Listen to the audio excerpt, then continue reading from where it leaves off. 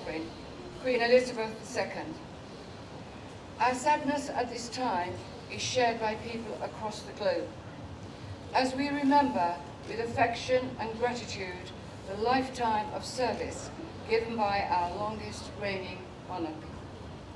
But the basis on which our monarchy is built has ensured that through the centuries, the crown has passed in unbroken line of succession. And today's ceremony marks a formal proclamation to the people of the city of Birmingham of the beginning of our new King's reign. Yesterday, the Accession Council met at St James's Palace to proclaim our new sovereign. The flags, which had flown at half-mast since the Queen's death, was raised briefly to their full height to mark the start of His Majesty's reign. The Accession Council also made an order requiring the proclamation to be read in areas of their jurisdiction.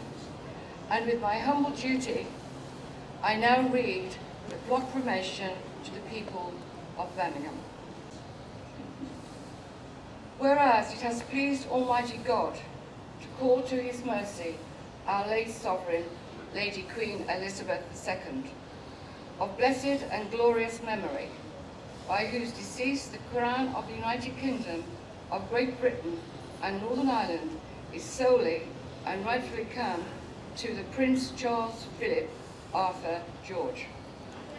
We therefore, the Lords Spiritual and Temporal of this realm, and members of the House of Commons, together with other members of Her late Majesty's Privy Council, and representatives of the realms and territories, aldermen and citizens of London and others, do now hereby, with one voice and consent of the tongue and heart, publish and proclaim that the Prince Charles Philip Arthur George is now, by the death of our late sovereign of happy memory, become our lawful and rightful liege Lord Charles III.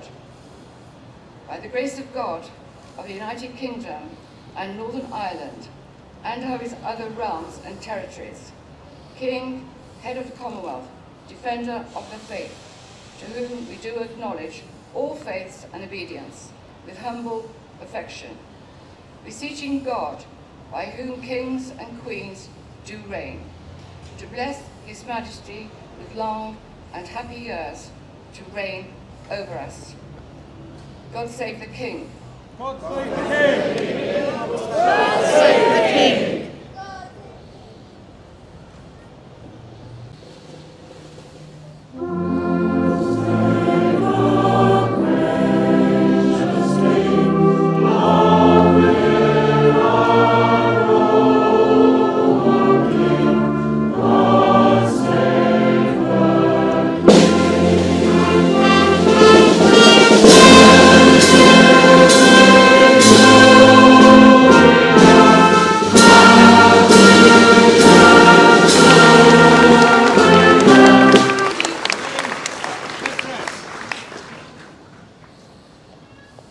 Three cheers for the King.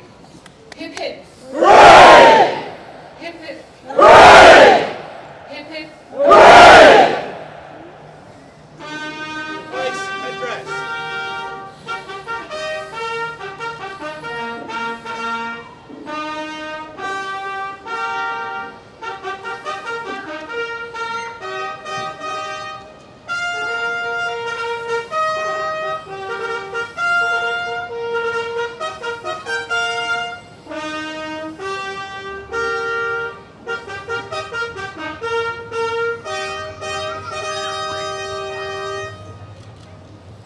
It's been an honour today, but not easy. I could feel the personal loss, which I know, having talked to local people and those that are visiting, they're here visiting for exactly today. They feel a strong personal sense of loss towards our Queen, but also the majority that I've spoken, in fact all I've spoken to today, are very confident that King Charles will move forward with a very similar plan. just as the Queen has always left us with this wonderful legacy. You know, she was beautiful, very, very kind, very, very warm. She was our sovereign. So although it was something that we knew probably wasn't far away, it still comes quite a shock. And everyone is still trying to get their heads around it. And of course now they're moving forward to the next stage.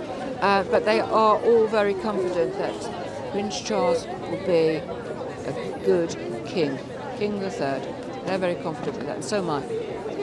And a good turnout of people here today. Oh, as yes. I think here and at the cathedral, at the Peace Gardens, everywhere I've been, they are showing warmth and dignity with their respects. That remains so, and they will continue doing that. They are very, very proud of being part of the UK. Very proud of having the Queen as our sovereign, and they're also proud that they'll have King Charles III now. So that's the feeling everywhere I've been, and how I feel.